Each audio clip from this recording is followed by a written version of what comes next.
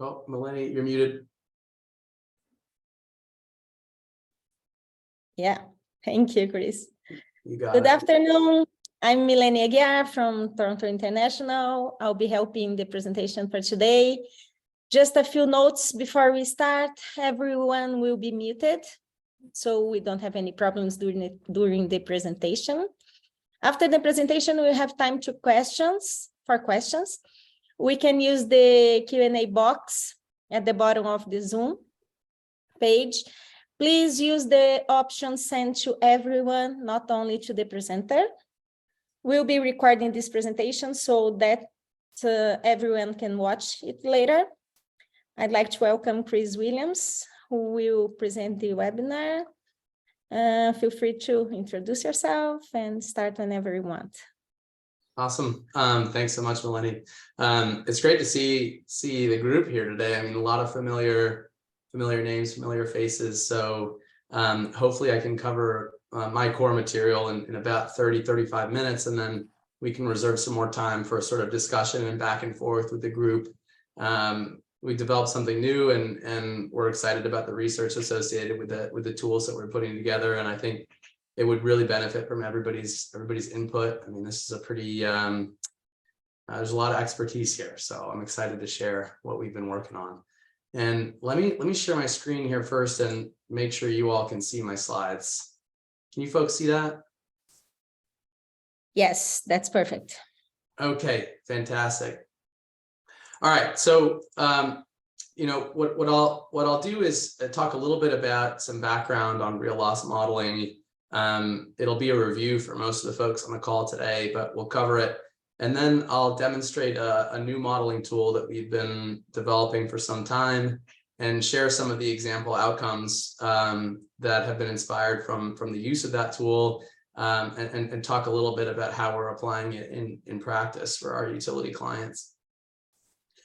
And I know everybody's familiar with this puzzle, but here's some photos, just starting with the tangible, some photos of leaks, unreported leaks that have been discovered in the field. You know, and these leaks are running underground, as you all know, for very long periods of time sometimes.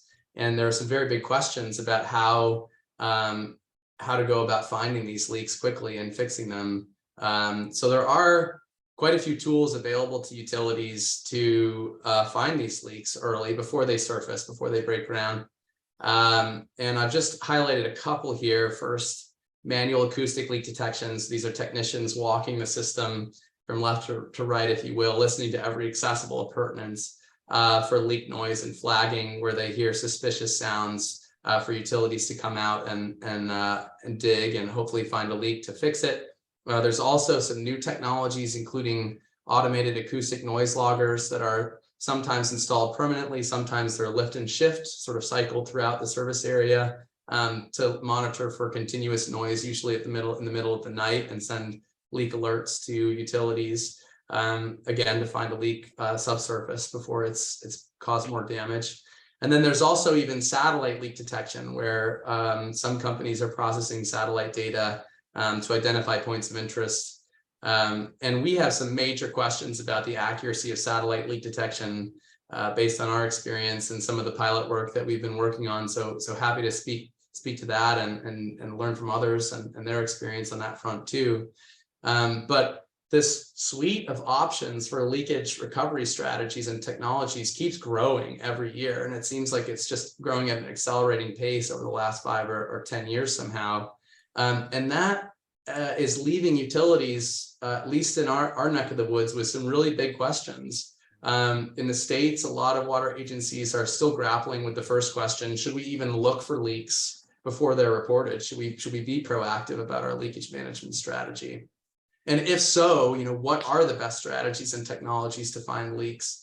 And if we can identify those strategies and technologies, how much investment in leak detection is really cost justified?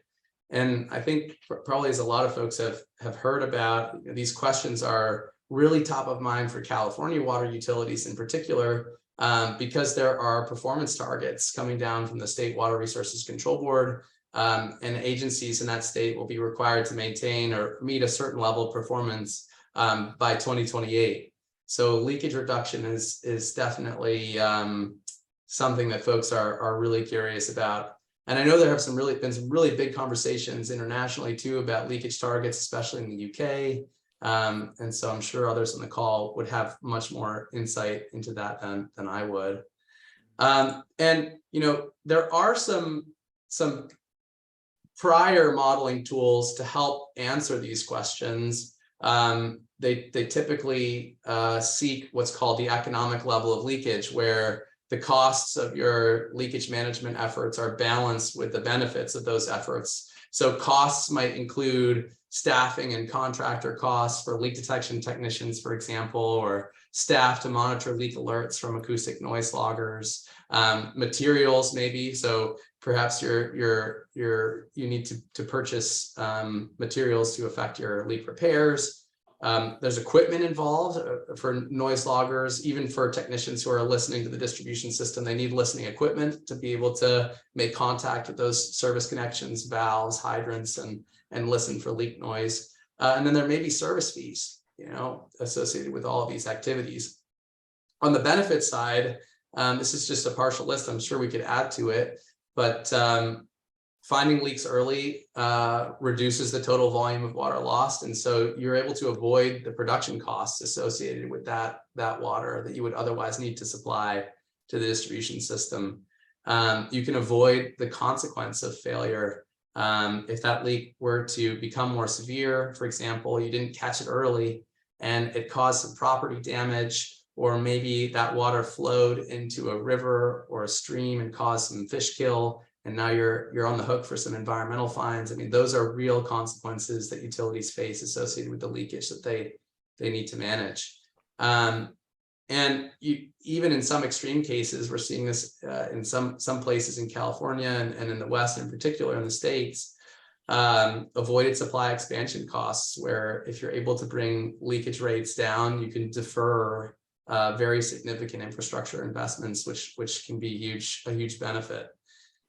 And some of the modeling approaches that we're aware of include sort of the M36 real loss component analysis methodology, which I'm sure many folks on the call are familiar with. This involves breaking down the total volume of real losses in a water audit into meaningful categories that might inform the management activities to best mitigate that loss. The State Water Board has built upon that methodology to develop their target setting model. This is in California. And they've used sort of the core concepts of real loss component analysis to calculate those performance targets. And what we've been developing for the last couple of years is a leak simulation model, which is a multi-agent simulation model. And if folks haven't heard of multi-agent simulation, the general idea is you can take a digital environment and program agents to act in that digital environment with very simple rules. And by allowing those agents to act in a digital environment, you can observe emergent properties for the system as a whole that might be very complex. And the rules that those agents act by might be simple, but the outcomes for the full system are complicated. And leakage is kind of like this, because leaks have a probability of occurrence, they have a flow rate, they have a duration, they have simple rules. Leak detection technicians and leak detection strategies also behave according to simple rules. And if we can put those two things together in a digital replica of a water distribution system, we might be able to evaluate outcomes in a more rigorous way than has been possible in the past. And I'm going to do a demo. I'm going to show you what we've been tinkering around with on this front. So some of the motivations for moving into a sort of new space is, one, the utility community is becoming more experienced and data rich. We've had the privilege really to work with several utilities that have piloted different leakage recovery strategies. And through those pilot programs, we've been able to quantify estimates for the accuracy of various leak detection strategies and the efficacy of those strategies. And currently available modeling tools and approaches, I'm all ears for other ones that I may not be aware of, they tend to hide assumptions to some degree. For example, the rate of rise in a real loss component analysis. They can often be very difficult to understand and explain to the non-initiated. So, trying to explain the findings of a real loss component analysis to a utility leader that doesn't specialize in water loss can be a challenge. And they tend to model just a single intervention like manual leak detection at a time. They're not able to very effectively consider multiple interventions operating at the same time, maybe in different portions of the distribution network. And that kind of ties into that second to last bullet. They make multi-scenario assessment challenging. So if we're trying to consider lots of different management strategies and pick the right course of action that results in the best outcomes for the utility, it's often challenging to do that given the available tools. Finally, a component analysis, it's always a retrospective snapshot. So you're always looking backwards in time to break rate of loss from a historical water audit into those three subcomponents that I talked about earlier. And our tool seeks to look forward in time and make a projection into the future about how losses might develop and sort of evolve over time in the distribution network. And we had a great opportunity a couple of years ago. We were working with a client that had spent maybe about 5 years piloting different leakage recovery strategies. And they came to us with this challenge. They said, well, we've done pilots in small portions of our distribution network, but we're not sure what that intervention work would look like if we were to scale this up to the full system, if we were to actually deploy noise loggers across the distribution network or figure out where it's cost effective to do so. And that's where we were kind of scratching our heads. How are we going to answer these questions? And we developed this leak simulation model, which I'll pull up here. We can take a look at it together. Can you all see the next screen here? Melinda, yes. give me a thumbs up. Yes. Okay, fantastic. Everybody. So, great. So what you're looking at here is that digital representation of a water distribution system, and it's broken down into quarter-mile grid squares, where each of these grid squares contains different characteristics that might influence the types of leaks that would occur there. So right now we're looking at the probability of main failure across the distribution network. Darker colors are associated with a higher probability than lighter colors. We also have the same data for the probability of a service connection failure and also the consequence of failure here. So some of these dark squares are near creeks in particular, and also in areas of really dense urban development. And I'm going to run the simulation, but somewhat slowly, and you'll see the days here increment upwards as we go through time.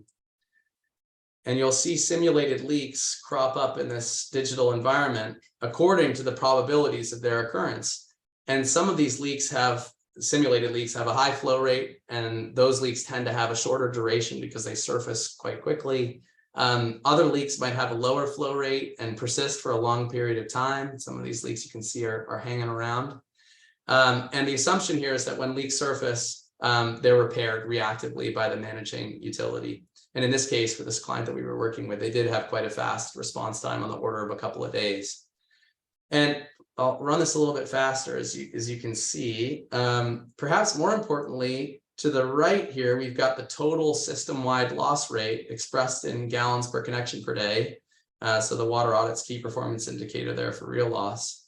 And that's a function of all of the simulated leaks in this simulated environment. So you can see there's some wiggle over time, and there's a rate of rise built into the leakage profile. In this case, more leaks are accumulated in our digital environment here, have accumulated.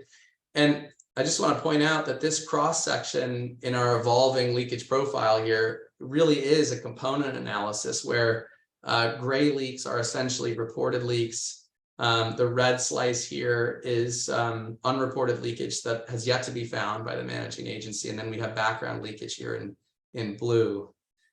And all of these parameters for the probability of occurrence, the duration, the flow rate, all of those parameters are settable and can be varied to conduct sensitivity analyses to see how those underlying assumptions might affect the optimum management strategy for the agency here. But I'll just show a couple of example interventions. So we will let leakage accumulate a little bit, and then we can activate a leak detection technician to do about 13 miles a day. And we're looking at about 4,000 miles of mains across this full distribution network. So it's quite a large utility.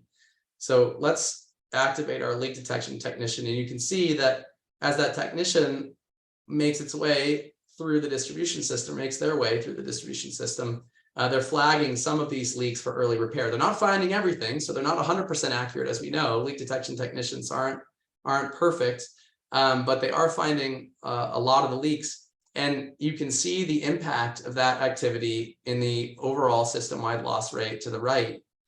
And it's coming down now, right? It's not increasing anymore, and it's stabilizing at a steady state or equilibrium loss rate going forward. So that's exactly the outcome that we would have modeled with a real loss component analysis in some of our Excel-based tools. And I'll turn off the leak detection technician, and maybe we can reset it and allow some leakage to develop in the system, and take a look at satellite leak detection just as a different example. We'll give it just a minute here. Okay, slow it down a bit. So with satellite leak detection, typically what's done is satellite imagery data is collected across the service area. In one snapshot, that image is processed, and then points of interest are delivered to the utility to go investigate for leakage in each of those points of interest. And so let's activate satellite leak detection here, and we'll wait until we hit the year mark and see our points of interest crop up.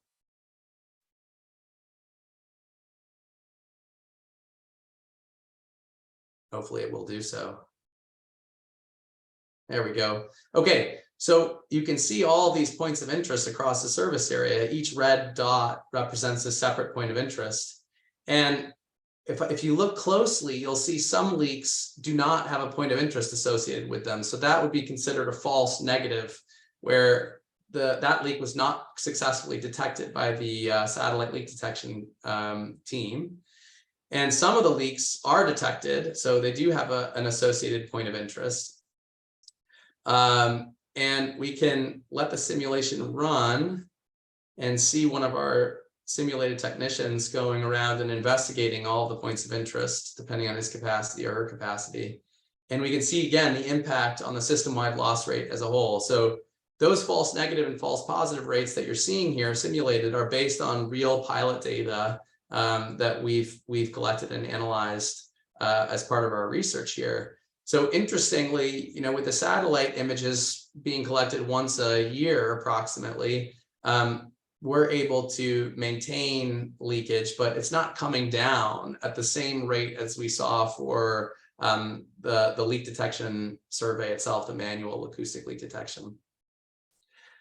I also want to just show folks that there's also a noise logger economic model built into this tool as well. So some of these green squares are areas where the expected value of the savings, of the leakage savings and voided consequence of failure, is greater than the cost of the noise loggers, including their installation and their maintenance. And we can also simulate technicians responding to leak alerts in these portions of the distribution system. So as if the utility had installed noise loggers in those locations, but it turns out there's not much to see there. So I won't run through that unless there's a specific question, because these squares only cover a portion of the distribution network, and there's quite a bit of leakage developing in all of these gray areas that are not covered by the noise loggers.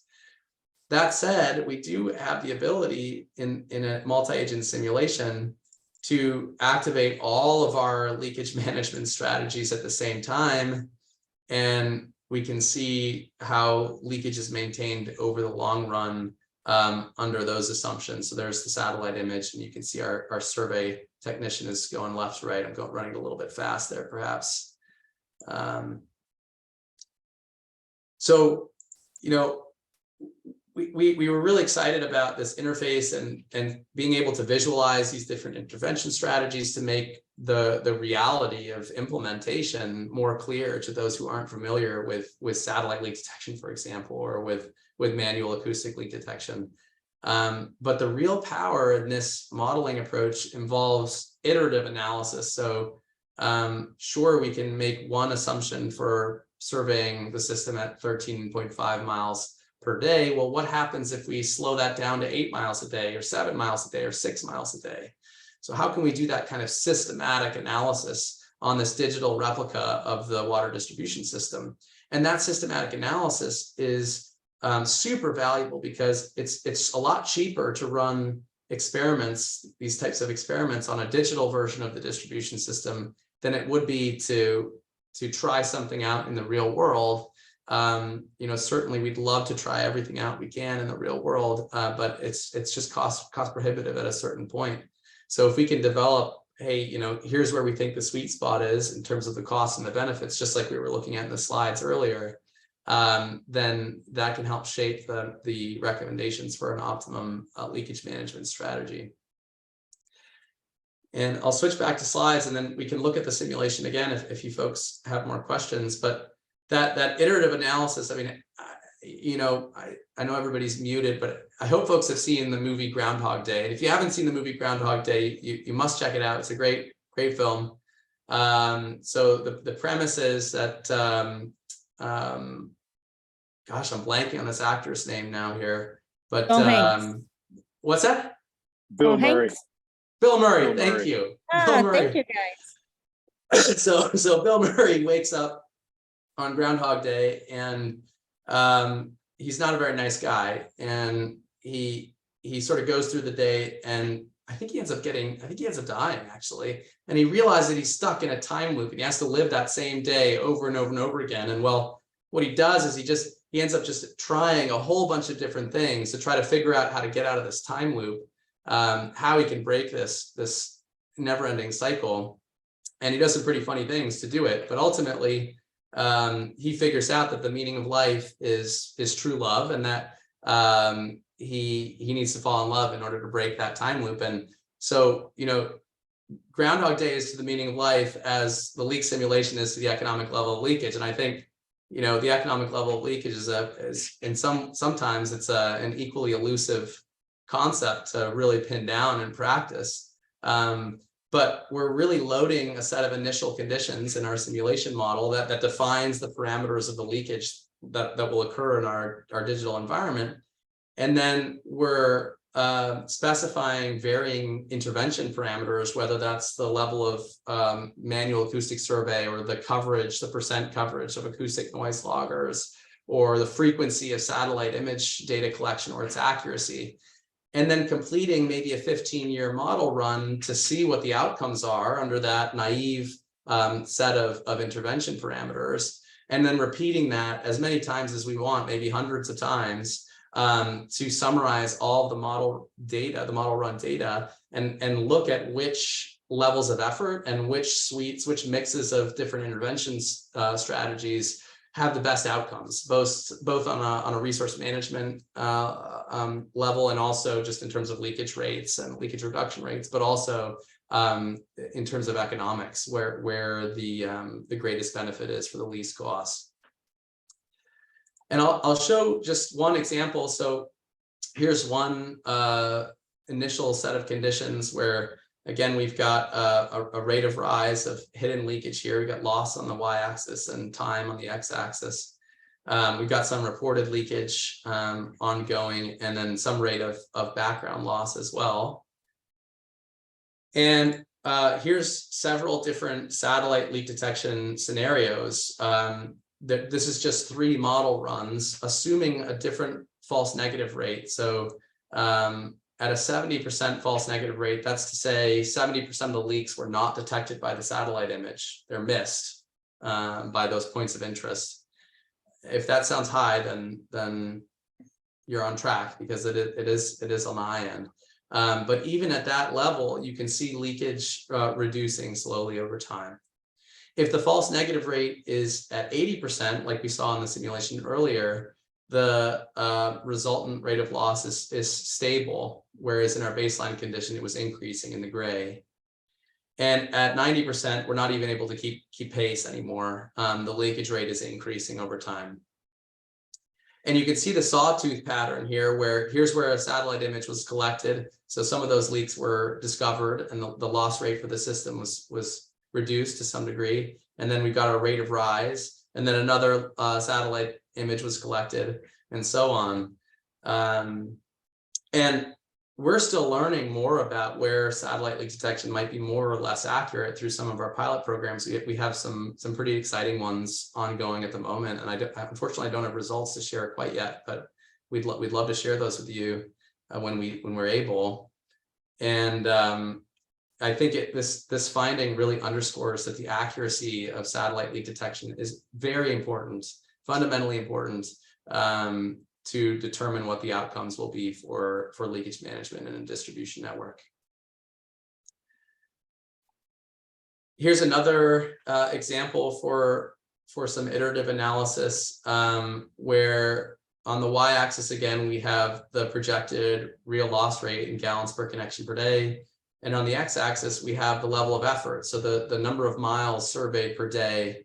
And each of these points in the box plots represents a separate model run where we varied the assumptions for the fundamental leakage characteristics, maybe their duration, maybe the extent of background leakage, for example.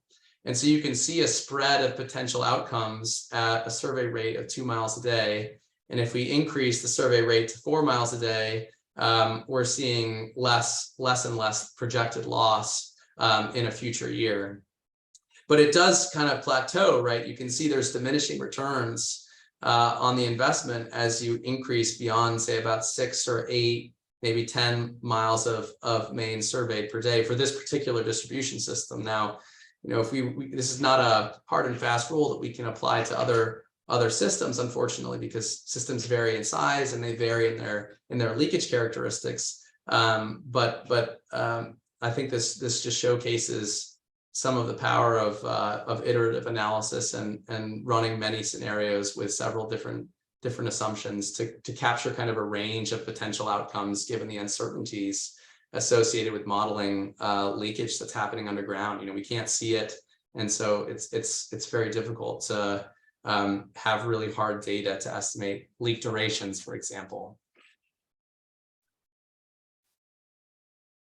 Here's we talked a little bit about the noise loggers, where I think the major driver for noise logger economics that we found is the consequence of failure. So risks of property damage, risks of fines associated with environmental damage. And so those consequence of failure costs are also highly uncertain, and we can vary them and see, okay, if those consequence of failure costs are 30% underestimated, how much of the system should we cover with noise loggers? Or if they're 30% overestimated, how much of the system should be covered, and what parts of the distribution network really make sense to have real-time noise logger monitoring. So this y-axis here shows the percent of the system with a positive return on investment. On the x-axis, we have 2 different manufacturers of noise loggers. I don't have the names here, they've been anonymized, but you can see that depending on our assumed consequence of failure costs, the degree of coverage that's justified varies quite a bit, from just over 20% to, say, on the order of 35 or even 40% of the system. There are some other useful modeling outputs too that multi-agent simulations support. So first here is the level of effort. You know, how many points of interest, if we do satellite leak detection, how many points of interest do we have to be prepared to investigate, and at what rate? If we install noise loggers, how many alerts, leak alerts, are we going to expect? And what's the level of staffing that we need to respond to those leak alerts? I mean, we have seen cases where folks install acoustic noise loggers and they just do not have the staff to support the amount of data that's generated by such an extensive distributed sensor network. So modeling that at the get-go is a huge benefit to try to plan ahead when you're making a really significant capital investment like you would with noise loggers. We can, of course, estimate the impact on system-wide loss rates. We saw that in the demo of the simulation with loss rates coming down when different intervention strategies were active in that environment. And of course, we can also model the cost effectiveness of different efforts and quantify the net benefit over however many years, depending on the planning horizon that the utility might be hoping for, whether that's a 5-year projection or a 10-year projection or so on. And there's a lot of room for potential future development here. I'm really excited about the potential for this strategy and for others to contribute and weigh in here, especially with this group. One, just the refinement of those fundamental leakage characteristics. How can we get better estimates for awareness durations, in particular for leaks? How can we improve our understanding of new leak detection technology and the accuracy of those various technologies as they come online, so that utilities can make more informed decisions sooner before they're piloting those technologies themselves. And then I think there's a lot of room to explore some more optimization functions under the hood here to better quantify the economic level of leakage. And I think that's what I have for the slides. I really appreciate everybody's time, and would love to just take questions and also see if there's any discussion. We have some questions here, Kris. Great. That's great. I'm starting with Gary Trachman. Yeah. Have you looked into increased frequency of satellite-based reporting? Yeah. So great question, Gary. I'll pan down here. So here are some of the parameters that are customizable. And one of the parameters here is the days between satellite images. So let's just, drop that to 100 days. And we don't have a lot of leakage to play around with in this simulation. But if we run this for a little bit and let it accumulate, we can see satellite images on a 100-day cycle versus a 365-day cycle.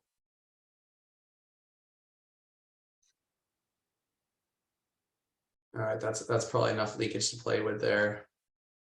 So if I activate this, we should see at 1700 roughly, or there it is. Okay, so we've got satellite image and the associated points of interest. Gary is saying and there's another one. Gary is saying, great. I thought that would be easy enough to access. Yes, I just didn't see his toggle for reporting frequency, but I kind of figured he would be able to do that easily enough. Yeah, it's a great question.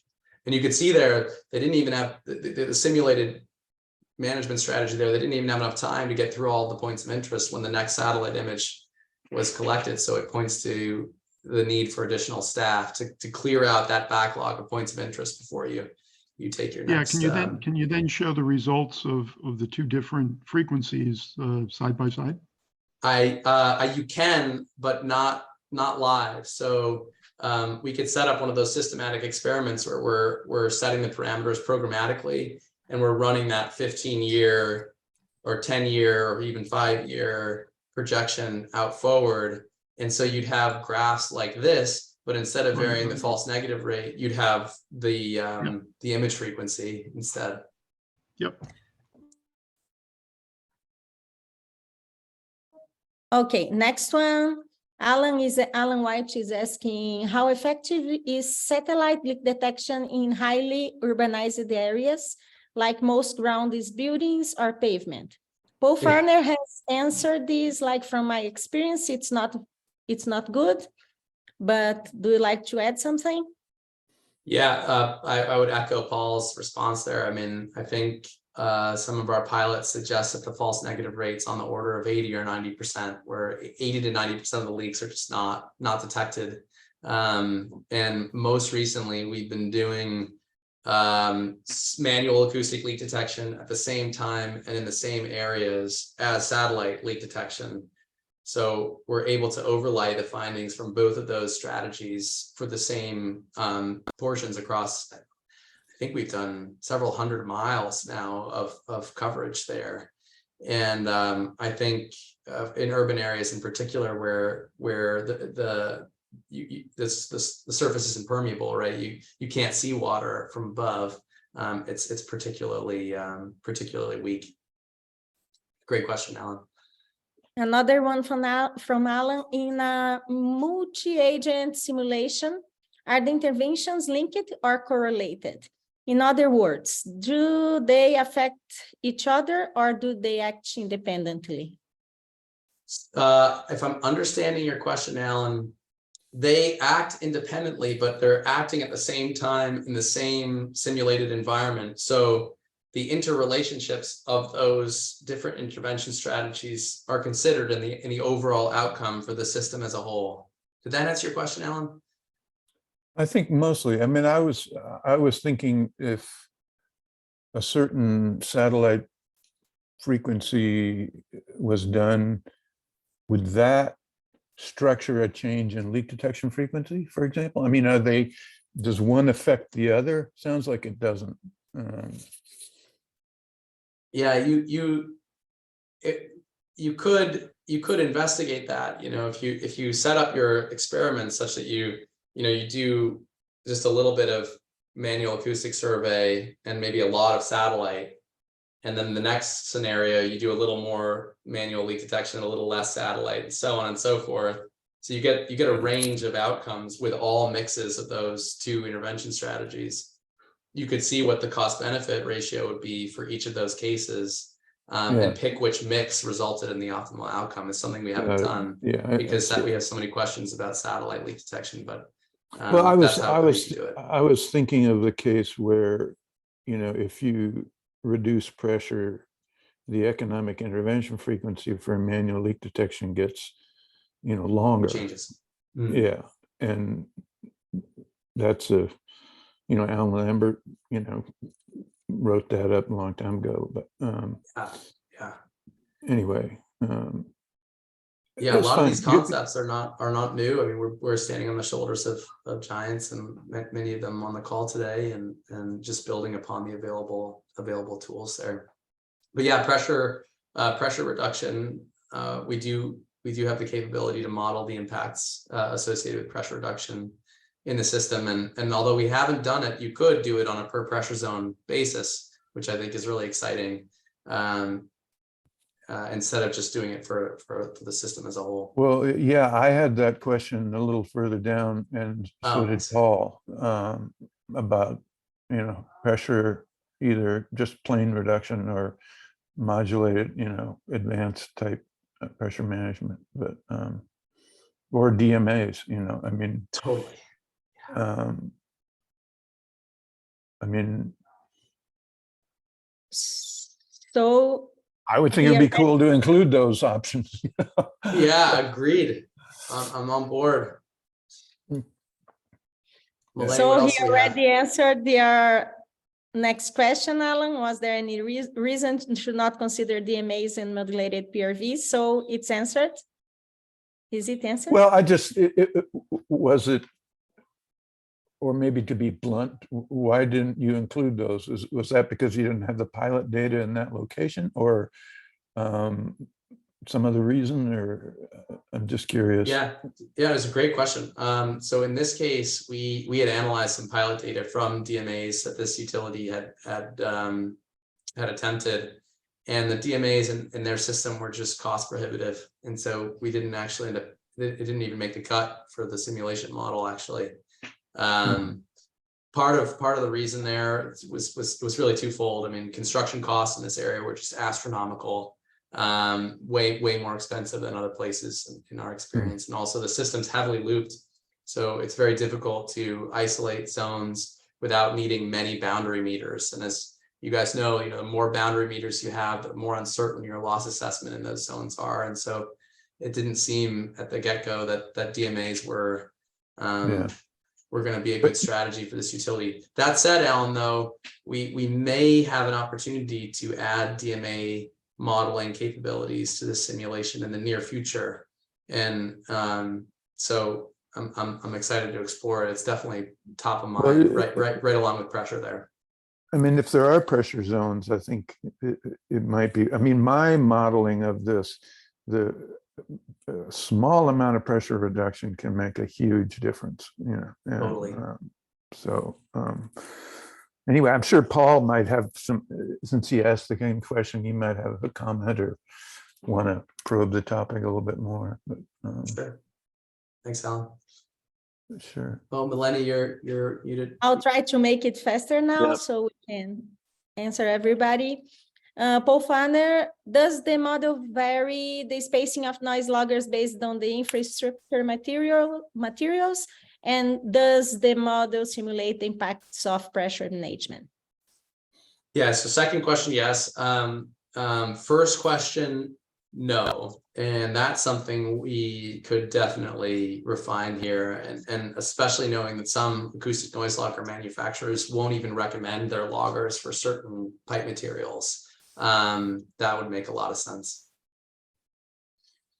Great. Yeah, I think that's a key issue. They always try and sell noise loggers on the basis that you can put them very thinly, but if you're working in a PVC system or other plastic materials, the spacing required to pick up leaks is so tight that I'm sure it's not cost effective enough. Yeah, that's a great pressure point. management. Pressure management. It's normally about the cheapest option, so it's important that you're able to simulate that. Yeah. I just have one other question on the economics. Can you take into account the carbon footprint of the losses to feed those into the economic? I love that idea. We've thought a great deal about doing that, and we want to do that, but we haven't yet. But you could imagine, like a carbon equivalent version of this graph right here, where instead of the units being losses, like a rate of loss, the units are carbon equivalent in tons. And can I just jump in on that? Sure, Alan. Yeah. Steve Kavanaugh and an IWA team have done not water balances, but carbon balances. And they've got all this reports and stuff on carbon issues relating to, water loss management and not so much utilities in general, but, the carbon footprint and carbon impact associated with, I suppose it's just real loss. But anyway, get in touch with Steve. I've talked to Steve a fair bit about it, and I think it's a really exciting potential avenue to attract investment in water loss reduction, and it might make a lot of sense in very high leakage systems. So if people need to see that and make it feel real, and the simulation, this animation and associated graphs help them wrap their minds around the potential for recovery, then I think this tool would fit very well there. And that's why I raised it, because it can completely change the economics of loss reduction very, very impressively. Awesome. Well, Paul, it sounds like we should maybe connect offline about that and chat more. Okay. Sure. Can we go to the next? Yeah. Neo Fuji. What was the duration time scale for calibrating this model to real life outcomes? Oh, I love that question. That's a great one, Neil. So we looked, I think, at 5 years of repair history in this case to calibrate the underlying assumptions. And we are also scoped to do a review in about 2 years to evaluate the real world impacts of some of these recommendations on the system as a whole. So I'm hoping we have some more findings to talk about the accuracy of the simulation model relative to those real world outcomes, but it takes a lot of time. The leakage dynamics evolve over many, many years. And I would add, though, that because we're building upon industry best practices and some of the concepts of the real loss component analysis at the get-go, including background leakage and the modeling standards that have been developed in the industry so far, the simulation should be, at least in theory, as accurate as, and maybe more accurate as any of the other available industry modeling tools to date, because they all rely really on the same underlying assumptions. Oh, thanks, Kris. Yeah. Sorry, not to be a skeptic. But, No, we're water commission. So I work for, as Kris knows, water commission on water resource management in Hawaii. So, we get thrown a lot of models at us, global climate models, trying to predict future rainfall outcomes in Hawaii, as well as groundwater modeling for sustainable or safe fields for aquifers. And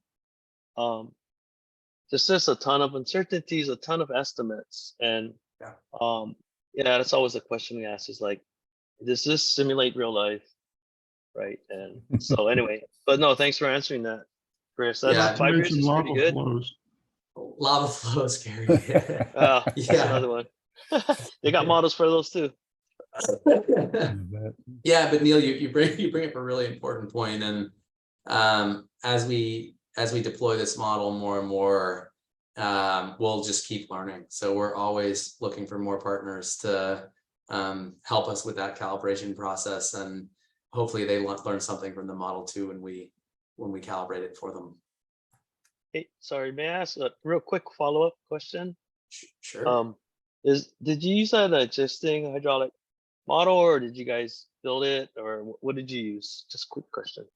Yeah, so great question. In this case, a lot of the inputs were based on analyses completed for their asset management plan. So a lot of the probabilities for main failure, for example, was based on a survival analysis essentially for their mains assets. And that was completed based on the repair history.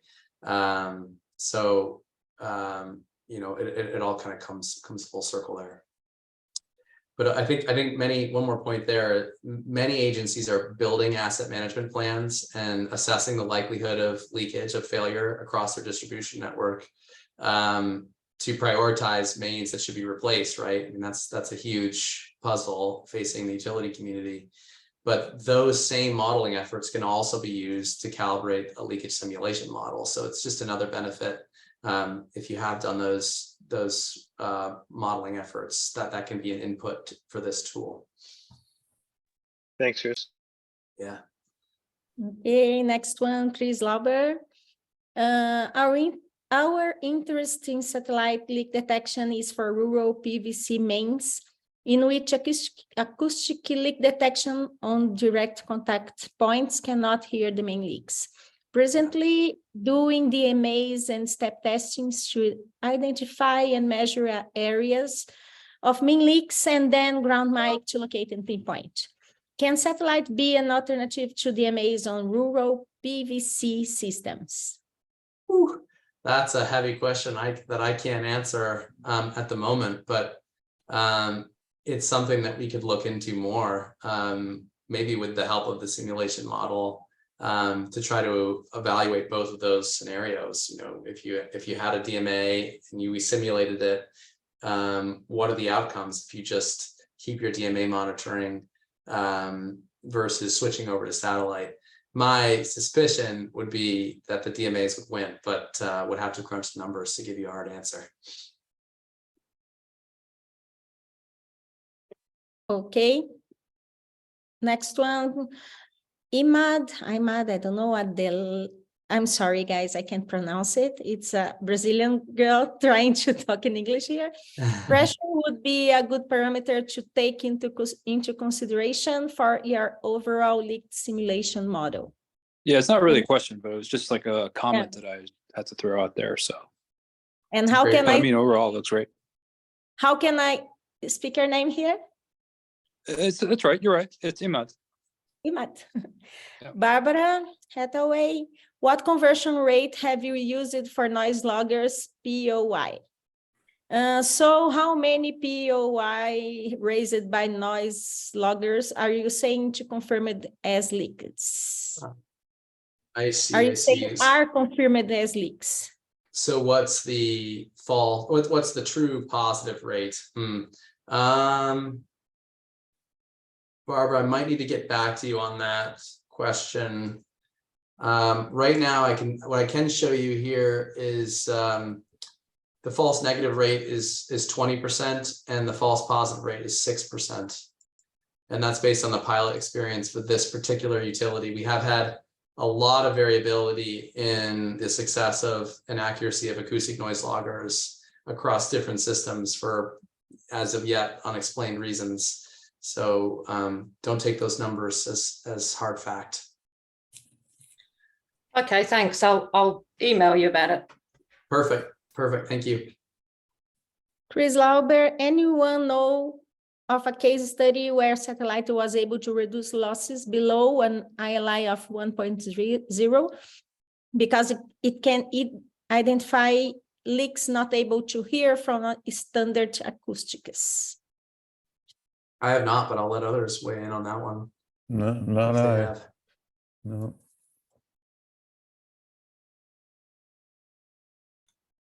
Yeah, just interested in it. I mean, you know, from the comment before I provided there about acoustics versus, you know, could we find leaks with satellite? You know, ILI was calculated in the, you know, around 2000 or so. Satellite wasn't around then. So if we were able to have new technology, maybe we can drive below an ILI of 1.0, which we can anyhow, but, you know, new technology can make a difference if it works. Yeah.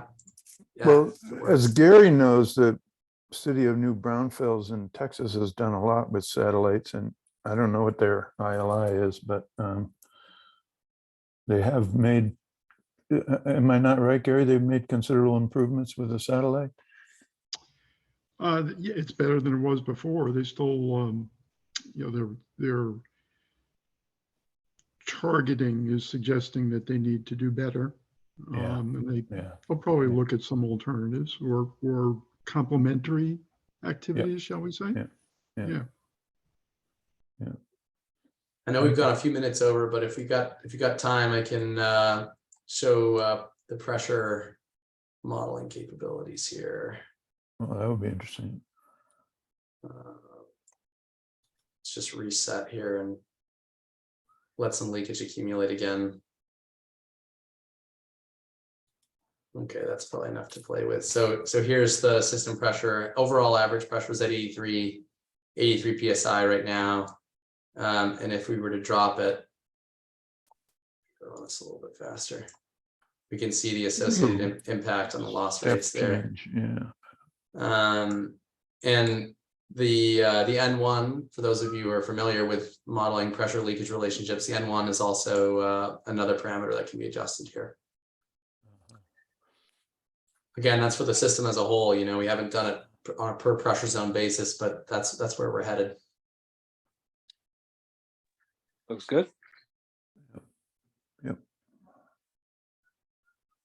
Well, I really appreciate everybody's time. Are there any last minute questions before we I'm call just it? curious about the survey, 13.5 miles a day. It seems like a lot to me, but and it's way down on the left, so implying much faster or I don't know. Am I missing something? No, you're not missing anything, Alan. I mean, it's really just a really big distribution network. So to do anything meaningful, you've got a survey with a little more speed. So that could be multiple crews or something, right? Exactly. Yeah. Oh, okay. You got it. Because One crew technician. doing 13 miles seems like a lot, but Yeah, that's exactly right. The little Sour Patch Kid here, like I like to call them, that's symbolizing multiple crews, you know, many staff members coordinating A together. little Monster Energy drink goes a long way. Alan. Yeah, exactly. Yeah.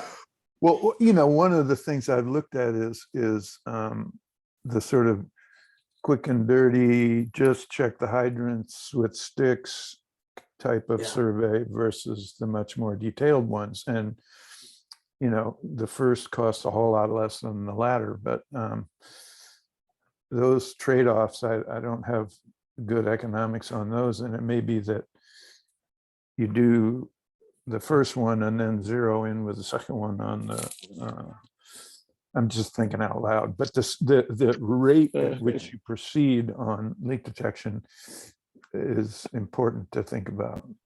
Yeah. Probably Paul could educate us a little on that. Yeah, I've got a little anecdotal story on that. Toronto Water used to be almost entirely metallic system, and it used to be possible to do a very thorough leak detection survey by using ground mics and just listening on every hydrant, and you're picking up the service line leaks. The service lines were metallic, the mains were metallic. But then they adopted a policy of when they replaced valves and replaced fire hydrants, the fire hydrant leads and the valves were put in with short lengths of PVC. So the fire hydrant lead was PVC and a PVC for about 1 meter either side of the valve, because it was cheaper than putting back metal sections. And now the leak detection in Toronto is as difficult as it would be in an all plastic system, you know.